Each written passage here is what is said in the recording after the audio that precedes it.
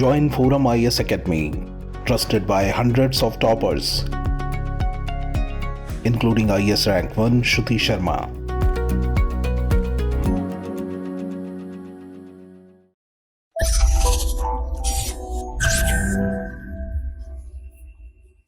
Hello everyone, welcome back to cut the crap initiative of forum IAS. Cut the crap initiative में हम daily एक topic लेते हैं, उसका कंप्लीट एनालिसिस करते हैं और उस टॉपिक का हैंड रिटेन कंटेंट आपको प्रोवाइड किया जाता है। जो कंटेंट होता है बिल्कुल सिनॉप्टिकल फॉर्म में होता है, अननेसेसरी पॉइंट्स उसमें नहीं रहता है, इसीलिए इसको नाम दिया गया है कट द क्रैप। आज का जो टॉपिक है डिस्कशन के लिए वो है ऑकस। ऑकस एक तरह का मिलिट्री अलायंस है, या फिर ये कह सकते हैं to be precise naval alliance है ऑस्ट्रेलिया, यूके और यूएस के बीच में। उसके बारे में डिस्कशन करेंगे कि इस पैक्ट का, इस अलायंस का ऑब्जेक्टिव क्या है, क्या इसका सिग्निफिकेंस, कॉन्सिक्वेंस क्या है इसका, और इंडिया के ऊपर क्या इसका इंपैक्ट है। तो ऑकस के बारे में आज हमारा डिस्कशन होगा और जो भी इसका कंटेंट है, कंटेंट आप डाउनलोड कर सकते हैं। ये हैंड रिटन फॉर्मेट में कंटेंट है, ये डिस्क्रिप्शन में लिंक दिया गया है forum learning Hindi Telegram channel का, वहां से आप इसको डाउनलोड कर सकते हैं। ठीक है, तो शुरू करते हैं अपना डिस्कशन। ऑकस की बात आज हम करेंगे। ऑकस है एक तरह का नेवल अलायंस है, ये यूके, यूएस और ऑस्ट्रेलिया के बीच में। ठीक है, ये एक तरह का नेवल अलायंस है, नेवल अलायंस। इस अलायंस का ऑब्जेक्टिव क्या है? इस अलायंस का ऑब्जेक्टिव ये है कि ऑस्ट्रेलियन नेवी का जो कैपेसिटी है उसको बढ़ाना। कैपेसिटी कैसे बढ़ाया जाएगा? बेसिकली इसमें बात हो रही है जो न्यूक्लियर सबमरीन्स हैं, जिसको हम लोग बोलते हैं एसएसएन, न्यूक्लियर सबमरीन्स जो रॉयल ऑस्ट्रेलियन नेवी है उसको प्रोवाइड करना। अभी रॉयल ऑस्ट्रेलियन नेवी सिर्फ डीजल पावर्ड सबमरीन से ऑपरेट करता है, उसको न्यूक्लियर सबमरीन देने की बात की जा रही है। देखिए, जो डीजल पावर्ड सबमरीन होती है, इनका जो ऑपरेटिबिलिटी होती है, ये कितने दिन तक ऑपरेट कर सकते हैं उसके ऊपर लिमिटेशंस होते हैं। लेकिन जो न्यूक्लियर सबमरीन होता है ये महीनों महीनों तक ऑपरेट कर सकता है, अगर उसमें जो भी पर्सनल है, नेवी पर्सनल है, उनके खाने पीने का बंदोबस्त है तो ये महीनों महीनों तक पानी की सतह के नीचे रह सकता है। और किसी भी सबमरीन का जो सबसे बड़ा स्ट्रेंथ होता है वो ये होता है कि उसको कोई डिटेक्ट न कर पाए। और कभी भी अगर कोई सबमरीन है, और वो पानी के सतह के ऊपर आता है, लेकिन होता क्या है कि अगर कोई डीजल सबमरीन है उसको ऑक्सीजन चाहिए, ऑक्सीजन के लिए वो ऊपर आएगा, पानी की सतह पे आएगा, उसको डिटेक्ट किया जा सकता है और उसके ऊपर काउंटर अटैक हो सकते हैं। तो जरूरी यह है कि जो उसका फ्यूल है वो इंड्यूरिंग हो, लंबे समय तक हो, और उसको पानी की सतह पे न आना पड़े ऑक्सीजन लेने के लिए। तो ये पॉसिबल है जो न्यूक्लियर सबमरीन है उसमें। तो ये था डिफरेंस एसएसएन और डीजल इलेक्ट्रिक सबमरीन में। अब देखें, रॉयल ऑस्ट्रेलियन नेवी जो ऑकस है उसका ऑब्जेक्टिव ये है कि जो एसएसएन है वो प्रोवाइड किया जाए रॉयल ऑस्ट्रेलियन नेवी को। अभी कैसे होगा? तो पहला तो इसका ऑब्जेक्टिव यही है कि जो न्यूक्लियर सबमरीन्स हैं, जो ऑस्ट्रेलियन नेवी उसकी कैपेसिटी बढ़ाई जाएगी, खुद डेवलप कर सके, ऑपरेट कर सके। ये है पहला ऑब्जेक्टिव। दूसरा ऑब्जेक्टिव ये है कि इस खित्ते में जो इंडो पैसिफिक रीजन है उसमें डिटरेंस और स्टेबिलिटी बढ़ाया जाए। इंडो पैसिफिक जो है उसमें डिटरेंस और स्टेबिलिटी बढ़ाया जाए। तो डिटरेंस रहेगा तभी स्टेबिलिटी रहेगा। और डिटरेंस और स्टेबिलिटी कैसे बढ़ाया जाए कि जो रीजनल बैलेंस ऑफ पावर या फिर कहीं लोकल बैलेंस ऑफ पावर है उसको डेवलप करना। बैलेंस ऑफ पावर का मतलब क्या होता है कि अगर किसी रीजन में कोई बुली कंट्री है जो एग्रेसिवली बिहेव कर रही है अपने नेबर्स के साथ, अपने आसपास जो कंट्रीज से खित्ते में उनके साथ, तो जो कंट्रीज को डर है उनसे, जो थ्रेटेड फील कर रही हैं, वो एक साथ आए और उसके अगेंस्ट स्टैंड लें, चाहे मिलिट्री की बात हो चाहे इकोनॉमिक की बात हो। अब देखें, ऑस्ट्रेलिया एक इंपॉर्टेंट पार्टनर है वेस्ट का। इनफैक्ट ऑस्ट्रेलिया को वेस्टर्न कंट्रीज में काउंट करते हैं, भले सदर्न हेमिस्फीयर में है, ईस्टर्न रीजन में, लेकिन उसको वेस्ट में काउंट करते हैं। तो यूएस जो है, यूएस जरूर एक इंडो पैसिफिक पावर है, लेकिन यूएस की कैपेसिटी इतनी नहीं है कि चाइना की कैपेसिटी को मैच कर पाए। चाइना की जो मिलिट्री कैपेसिटी है उसको मैच कर पाए इंडो पैसिफिक रीजन में। तो जरूरी यह है कि किसी लोकल पावर अगर कोई है तो उसकी कैपेसिटी को इनहांस किया जाए कि वो डिटरेंस क्रिएट कर सके इस रीजन में। इंडिया की इंपॉर्टेंट पावर है इसके लिए, चाइना के अगेंस्ट खड़ा होने के लिए, लेकिन इंडिया कभी नहीं खुल के चाइना के अगेंस्ट खड़ा होगा। मिलिट्री के किसी तरह के मिलिट्री अलायंस में इंडिया आएगा ही नहीं, क्योंकि चाइना से भले ही हमारे इश्यूज हैं, लेकिन चाइना हमारा एक नेबर भी है। अगर कुछ भी होगा पहले तो इंडिया को झेलना पड़ेगा, यूके और यूएस बहुत दूर है यहां से। तो इसी को ध्यान में रख के देखिए, सबसे पहले क्वाड बनाया गया। क्वाड एक मिलिट्री अलायंस नहीं है और इसमें किसी भी तरह का मिलिट्री एलिमेंट अभी नहीं है। हालांकि जो चाइना है वो ये कहता है कि ये एक एशियन नेटो है, लेकिन अभी तक इसमें कोई मिलिट्री की बात नहीं की गई है। तो जब क्वाड बना, क्वाड में यूएस सफल नहीं हुआ अभी तक उसको मिलिट्री एलिमेंट लाया जाए, तो अब इसमें बात की गई है ऑकस की। ऑकस में ऑस्ट्रेलियन नेवी के कैपेसिटी को इन्हांस किया जा रहा है कि जो लोकल बैलेंस ऑफ पावर उसको मेंटेन किया जाए।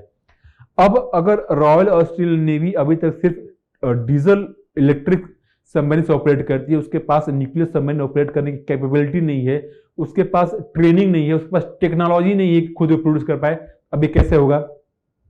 पहला जो स्टेप है इस पैक्ट का वो ये है कि जो यूएस की और यूके की नेवीज हैं वो अपने न्यूक्लियर सबमरीन्स में जो रॉयल ऑस्ट्रेलियन नेवी के पर्सनल है उनको लेके आएंगी, उनको ट्रेन करेंगी, उनका जो स्किल है कैसे कैसे जो न्यूक्लियर सबमरीन्स उनको ऑपरेट किया जाता है उस स्किल को इन्हांस किया जाएगा।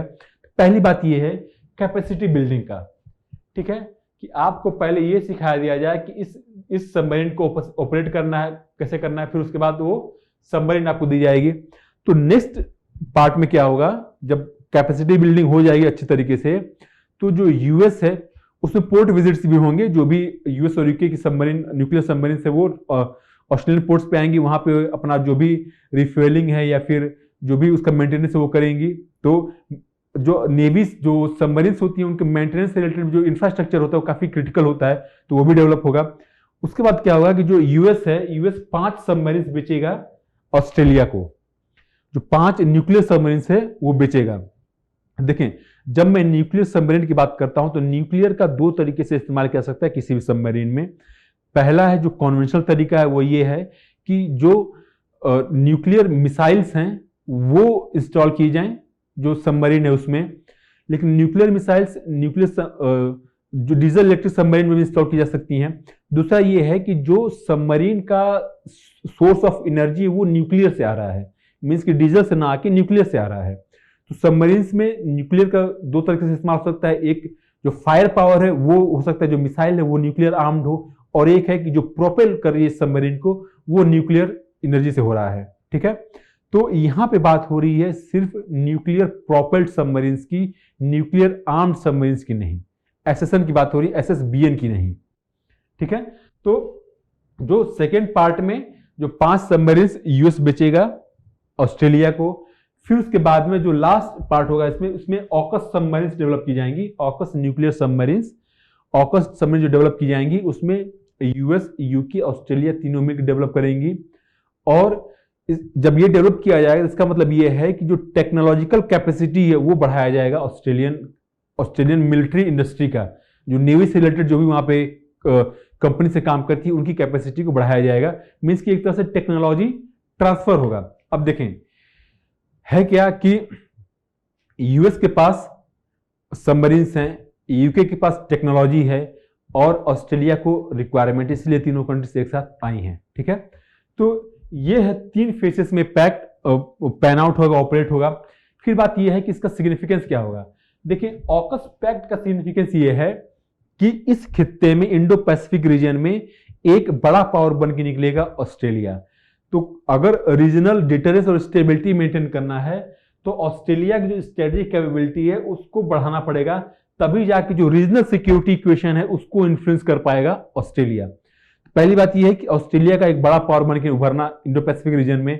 दूसरी बात यह है कि देखिए, यूके वर्ल्ड वॉर 2 के बाद एक डिक्लाइनिंग पावर रहा है, उसका एक मार्जिनल रोल रहा है। इनफैक्ट 1960 के बाद इंडो पैसिफिक से यूके विड्रॉ कर लिया था, और जैसे यूके विड्रॉ किया था यूएस ने उस गैप को फिल किया।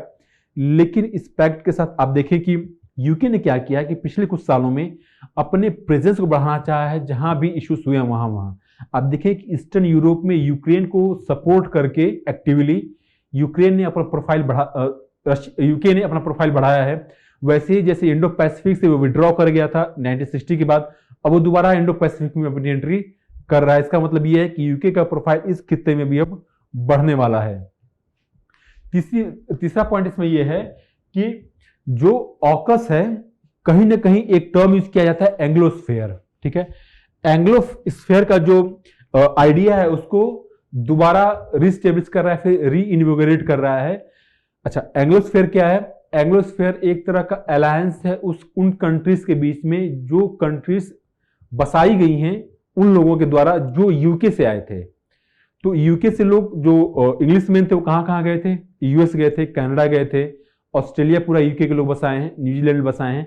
तो ये जो 5 कंट्रीज हैं इनके बीच का जो एक जियोपॉलिटिकल अलायंस है उसको बोलते हैं एंग्लोस्फेयर। तो ये जो एंग्लोस्फेयर अलायंस है उसको कहीं ना कहीं एक इंड्यूरिंग पार्टनरशिप देने की कोशिश की जा रही है थ्रू ऑकस पैक्ट। तो इसका 3 सिग्निफिकेंस है: ऑस्ट्रेलिया का एक इंपॉर्टेंट प्लेयर बन के उभरना, यूके का इस रीजन में प्रोफाइल बढ़ना और एंग्लोस्फेयर आइडिया को एक इंड्यूरिंग सिग्निफिकेंस देना। अब बात करते हैं इंडिया का कि इंडिया के ऊपर क्या इंपैक्ट पड़ेगा ऑकस पैक्ट का। देखिए, इंडिया इस पैक्ट का हिस्सा नहीं है और यूएस ने यह भी कहा है कि इस पैक्ट में और कोई मेंबर नहीं आएगा। देखिए, जहां तक सबमरीन टेक्नोलॉजी की बात करें तो एक शिकायत जरूर रही है जो इंडियन स्ट्रेटेजिक कम्युनिटी है यूएस से कि जो रशिया हमें टेक्नोलॉजी दे सकता है वो यूएस कभी नहीं दे सकता। रशिया ने हमारे जो न्यूक्लियर सबमरीन है चक्रा, INS चक्रा, उसको डेवलप करने में मदद की। तो कहने का मतलब यह है कि वो बात अलग है कि जो टेक्नोलॉजी डिनायल रहा है इंडिया के लिए वो अलग बात है, लेकिन ऑकस के साथ हमारा कोई कॉन्फ्लिक्ट नहीं है। ऑकस का ऑब्जेक्टिव क्या है कि चाइना कंटेन करना इस रीजन में। इंडिया का भी सेम ऑब्जेक्टिव है। तो जब दो लोगों के ऑब्जेक्टिव सेम है तो उनके बीच में एक तरह का अंडरस्टैंडिंग हो जाती है ऑपरेट करने का, ठीक है। तो ऑकस जो है इंडिया का जो स्ट्रेटेजिक एम है उसको फुलफिल कर रहा है। तो इससे कोई दुविधा नहीं होनी चाहिए इंडिया को ऑकस से, और है भी नहीं।